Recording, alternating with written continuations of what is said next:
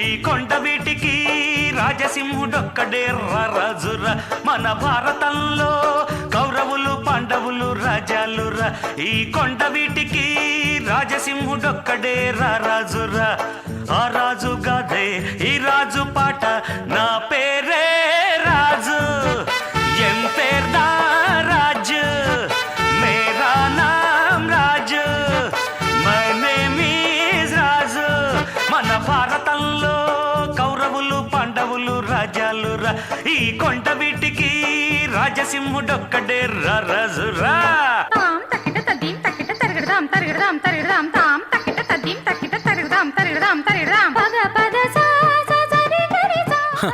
ఏంది అట్టా చూస్తే నిలబడ్డారు? చెప్పండి మీకేం కావాలనో మీరు ఇట్ట అడగండి, అట్టా తీసుకొస్తాను. ఇడ్లీ, దోశ, పూరి తగ్గేదేలే. ప్లేన్ దోశ మీకు, మసాలా దోశ, మీకు, ఆనియన్ దోశ, మీకు ఉప్మా దోశ, మసాలా దోశ. 2 నిమిషాలు.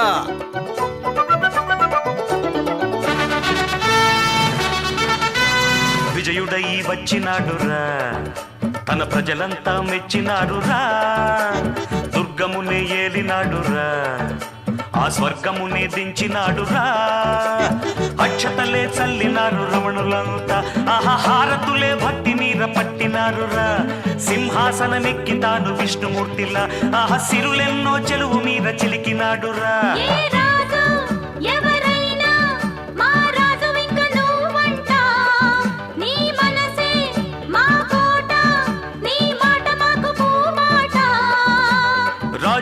రాజా మార్తాండ తేజ నా పేరే ఓనా ఆ దోశ చూసుకో అయిపోగానే ఆయనకి కొంచెం జర్నీ పోయి. మన భారతంలో కౌరవులు పాండవులు. ఏంది తమ్ముడు, ఏంది ఒక మాదిరిగా ఉండవు చూస్తా ఉంటే? ఏం లేదన్నా. ఏమీ లేదన్నా, మూతి బిగ తీసుకుని కూర్చుని ఉండవా? ఏందో చెప్తేనే కదా తెలిసేదే. ఏం లేదని చెప్తున్నాగా అన్నా. ఇదిగో చూడు తమ్ముడు, నేను కూడా నీ వయసు నుంచి వచ్చినోనే. నీ మనసులో ఏదో దిగులు ఉండదని తెలిసిపోతా ఉండదే. ఏందో చెప్పు, పర్వాలేదా? బ్రేకప్ అయింది. ఏందే బ్రేకప్ అయినదా? అంటే ఏంది, ఆ ఎమ్మె నేను కాదని వదిలేసిపోయినదా? అవును. ఓహోర్ నీ పాస్ గాలా. దీనికేందే ఇంత దిగులు పట్టు కూర్చుని ఉండవు? బిన్నె లేచే ఆనందంగా డాన్స్ చేయాలప్పా. లే ఎదుగానే బాబాయ్ మ్యూజిక్ పెట్టా.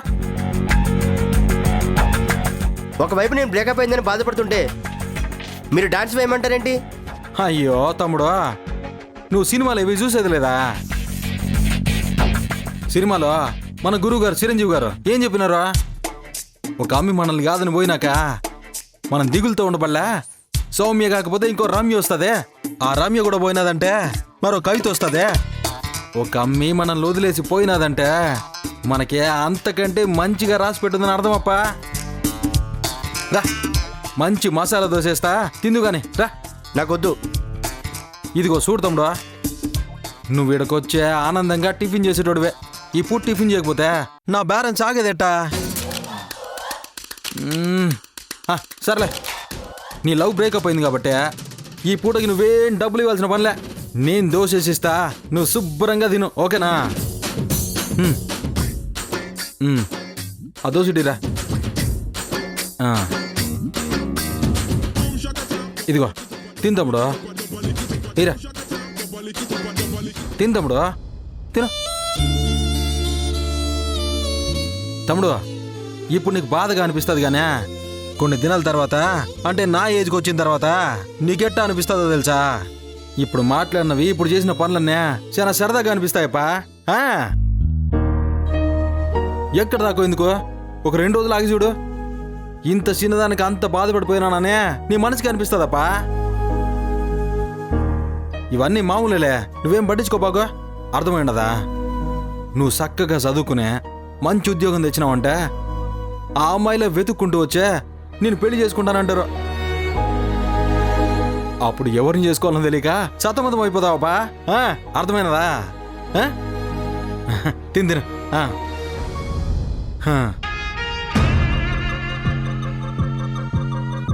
అమ్మి ఉందంటేనే బాధప్పా. అమ్మే లేదనుకో నీకంతా ఫ్రీడమ్ వచ్చేసినట్టే.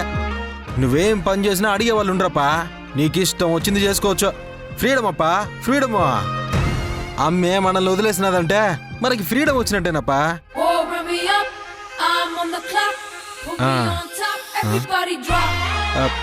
ఇదిగోపా నీకు స్పెషల్ మసాలా దోశ బాగా తిను.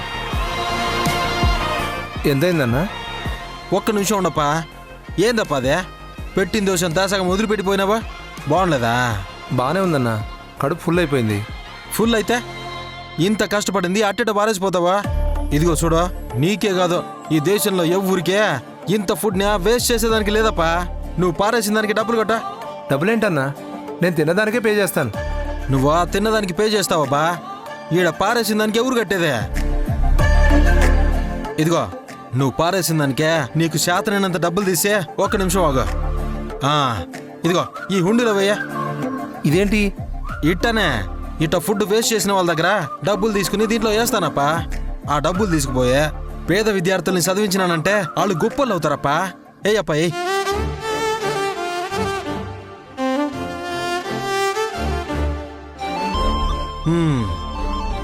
ఏందో ఈ దేశంలో పండించే వాళ్ళ కంటే పడేసే వాళ్ళు ఎక్కువైనారా? బాబాయ్ మ్యూజిక్ మార్చో.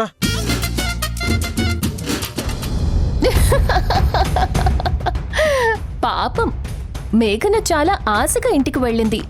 ఆ డ్రైవర్ గాడు దొరికాడని అనుకుంది. కానీ అక్కడికి వెళ్లేసరికి దిమ్మ తిరిగే షాక్ తగులుంటుంది కదా. అవును మేడం, మీరు ఇచ్చింది మామూలు షాకా? అక్కడికి వెళ్ళగానే ఆ గోడ మీద అక్షరాలు చూడగానే ఏం చేయాలో అర్థం కాక మతిపోయి ఉంటుంది మేడం. బహుశా అందుకే ఈరోజు ఆఫీస్కి రావడానికి కూడా లేట్ అయి ఉంటుంది. నన్ను పట్టుకోవడం అంత ఈజీ అనుకుందా? లేక నేను అంత అమాయకంగా దొరుకుతాననుకుందా? మీరు పక్కనే ఉంటూ ఎప్పటికప్పుడు దొరకకుండా ప్లాన్స్ వేస్తూనే ఉంటారు కదా మేడం. మిమ్మల్ని పట్టుకోవడం ఎవరి తరం కాదు.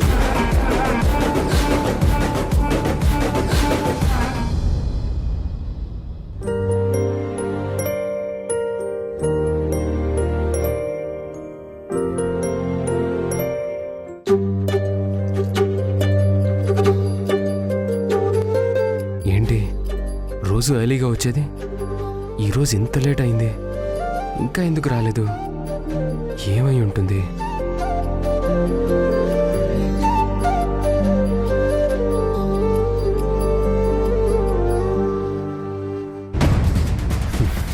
ఆరోహి, ఒకసారి బయటికి రా. ఏమైంది నందు? ఒకసారి రా, చెప్తాను. రా.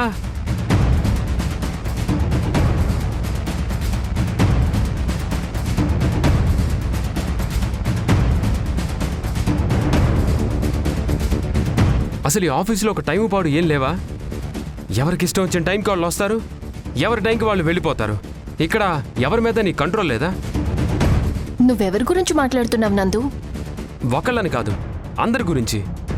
ఏదైనా ఒక పంక్చువాలిటీ అనేది ఒకటి ఉండాలి కదా. టైంకి రావాలి, టైంకి వెళ్ళాలి. వర్క్ ఉన్నప్పుడు ఎక్స్ట్రా టైం అయినా చేయాలి. అవసరం అనుకుంటే ఎర్లీగా ఆఫీస్ అవర్స్ కంటే ముందే రావాలి. ఇవన్నీ ఒకరు చెప్పాలా? అదిగో చూడు, ఆవిడ గారు ఇంకా ఆఫీస్కే రాలేదు. ఇప్పుడు ఆమె వర్క్ అంతా ఆగిపోవట్లేదు. తన ఒక్కదాని వర్క్ ఆగిపోవడం వల్ల తనకి లింక్ ఉన్న మిగతా వాళ్ళందరి వర్క్స్ కూడా ఆగిపోతాయా లేదా? చాలా తెలివిగా మేఘన ఇంకా రాలేదేంటి అని అడగడానికి ఎంత పెద్ద ప్లాన్ వేశావ్? అంటే ఇప్పుడు నీకు మేఘనని చూడాలనుంది. అది కాదు నందు, తనొక ఇన్వెస్టిగేషన్ కోసం వెళ్ళింది. ఏం ఇన్వెస్టిగేషన్? అది నీ కేసులో నిన్ను తీసుకుపోయిన ఆ డ్రైవర్ ఉన్నాడు కదా, అతన్ని పట్టుకోవడానికి వెళ్తున్నానని చెప్పింది. బహుశా ఆ పని మీద కొంచెం లేట్ అయి ఉంటుంది. ఆరోహి, అది తన పర్సనల్ కేస్. ఆ కేసుకి ఆఫీస్ టైమింగ్స్కి సంబంధం ఏంటి? అది పర్సనల్ కేసు ఎందుకు అవుతుంది? దానికి కూడా ఆఫీస్కి సంబంధం ఉంది కదా. ఎందుకంటే అదంతా టెలికాస్ట్ చేసింది మనమే కదా. తప్పో ఒప్పో తను తెలుసుకోవడం అనేది ఆఫీస్కి సంబంధించింది. Good morning Aarohi. Good morning మేఘన. అవును, ఏంటి ఇంత లేట్ అయింది? అదే చెప్పాను కదా, ఆ డ్రైవర్ ఎక్కడున్నాడో పట్టుకోవడానికి అతని అడ్రస్ పట్టుకుని వెళ్ళాను. దొరికాడా? లేదు, నేను వెళ్ళేసరికి ఇల్లు ఖాళీ చేసిపోయాడు. ఇదిగో అతని ఇంటి గోడల మీద ఇదిగో ఇలా రాసుంది.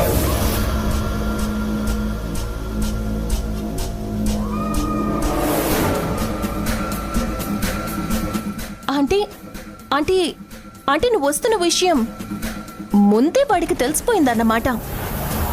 అవునా రోహి, నా ప్రతి మూమెంట్ని నా శత్రువు ఎవరో గమనిస్తూనే ఉన్నారు.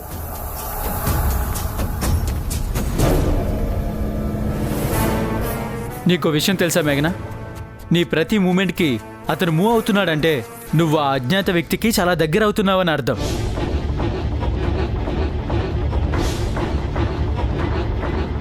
ఇంతకు ముందు నీ శత్రువు అసలు ఉన్నారో లేదో అనే డౌట్గా ఉండేది. ఇప్పుడు ఈ ఇన్సిడెంట్ తోటి నీకో శత్రువు ఉన్నాడని, ఆ శత్రువు నిన్ను ఫాలో అవుతున్నాడని అర్థమైపోయింది కదా.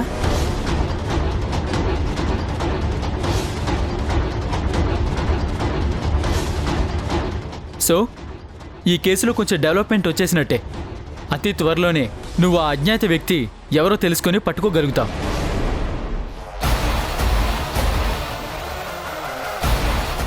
ఇదంతా ఏదో సినిమాలో చూసినట్టుంది. ఏదో సినిమాలో కూడా సేమ్ ఇలాగే విలన్ని పట్టుకోవడానికి పోతే నువ్వు నన్ను పట్టుకోలేవని గోడ మీద రాసి పెడతారు. సేమ్ అదే కాపీ కొట్టినట్టుంది.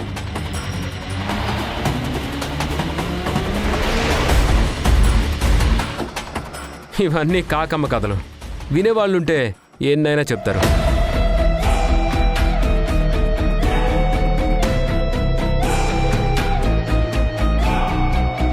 మేఘనా, నువ్వు అవన్నీ పట్టించుకోకు.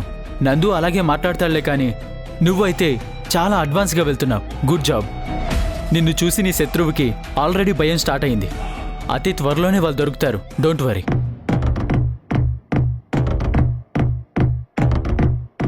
సరే ఆరోహి, నేను వర్క్ చేసుకుంటాను.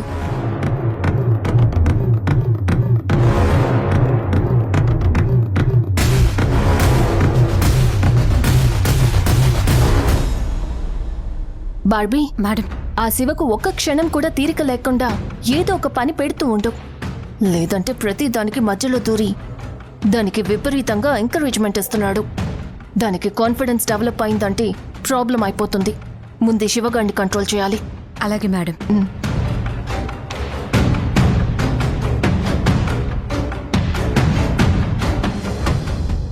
శివ, మేడం మీకు ఒక వర్క్ అప్పచెప్పమన్నారు.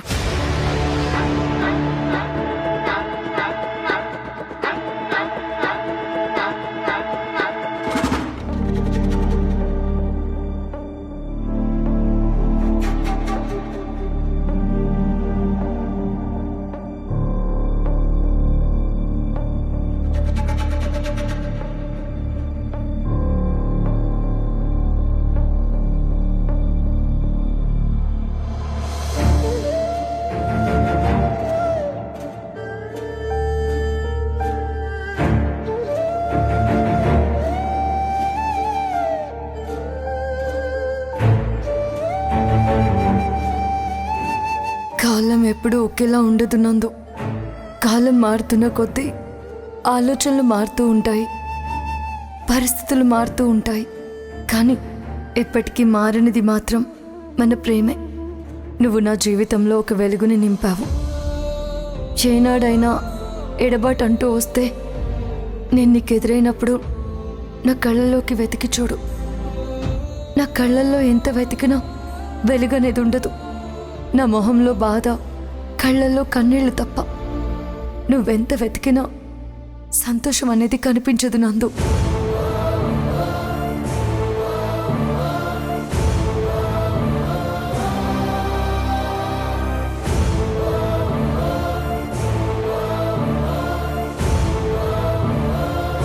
నిజంగానే తన మొహంలో సంతోషం అనేది కనిపించట్లేదు.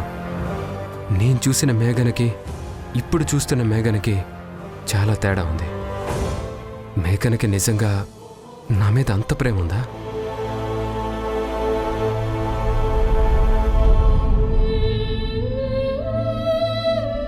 నిజమే, తన కళ్ళల్లో ఎక్కడా కూడా సంతోషం అనేది కనిపించడం లేదు. బాధ, వైరాగ్యం ఇవి తప్ప ఎక్కడ ఆనందం తాలూకు ఆనవాళ్లు కూడా లేవు. అంటే మా ఇద్దరి మధ్య జరిగినవన్నీ నిజంగా అపార్థాలేనా?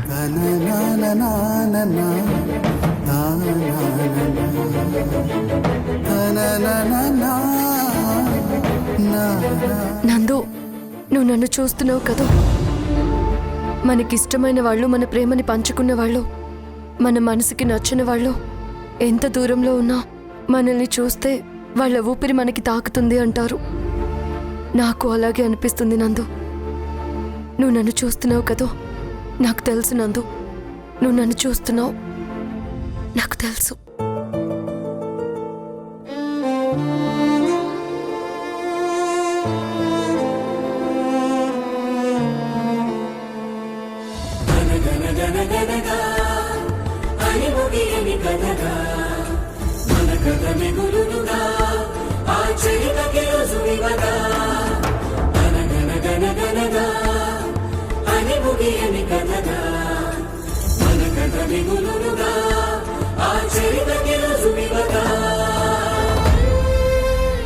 నా భ్రమ, కానీ నువ్వు నన్ను ఎందుకు చూస్తావు?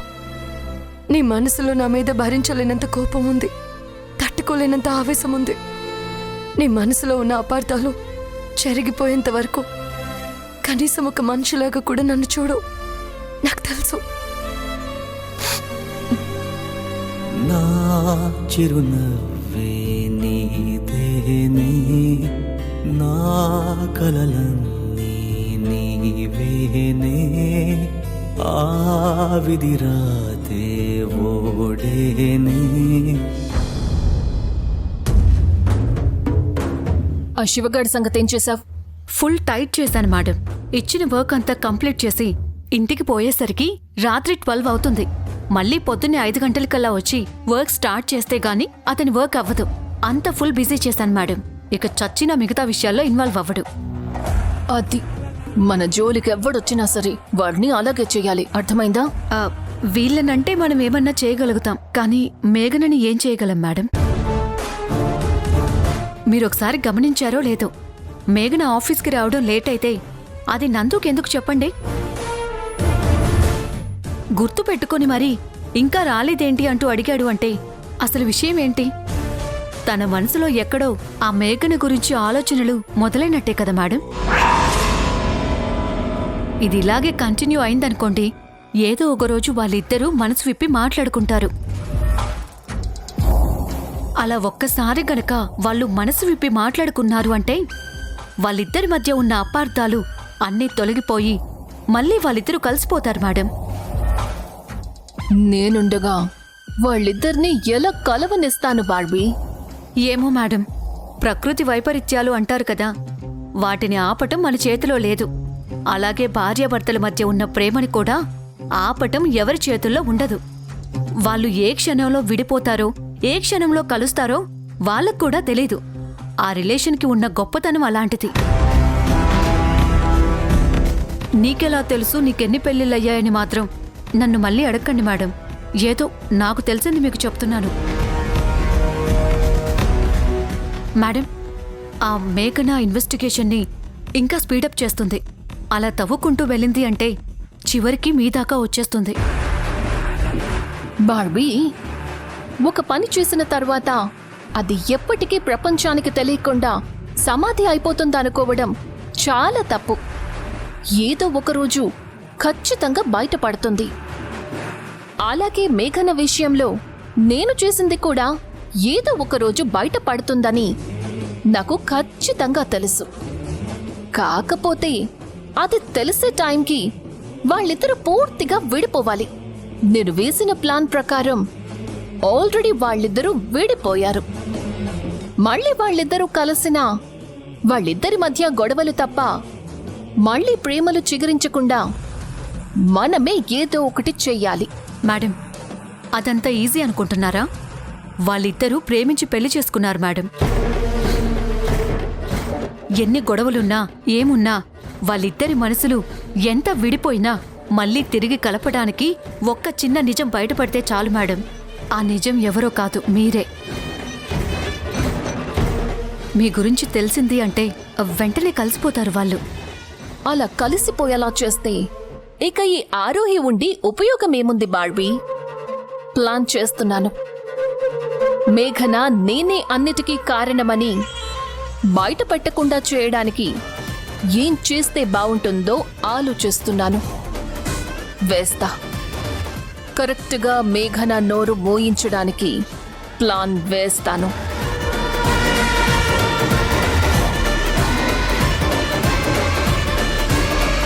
శివ, నువ్వేమీ నా గురించి టెన్షన్ తీసుకోకు. నేనేదో రకంగా అక్కడికి వెళ్ళి ఆ అమ్మాయిని పట్టుకొని నిజాలు బయటికి తీస్తాను. ఇంతమంది చెప్తున్నా కాదనకుండా వెళ్తోంది. అక్కడికి వెళ్ళి ఏం సాధిస్తుందో.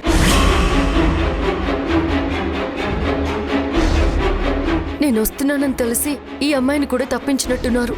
నాకంటే ముందుగానే వాళ్ళు ఆలోచిస్తున్నారు.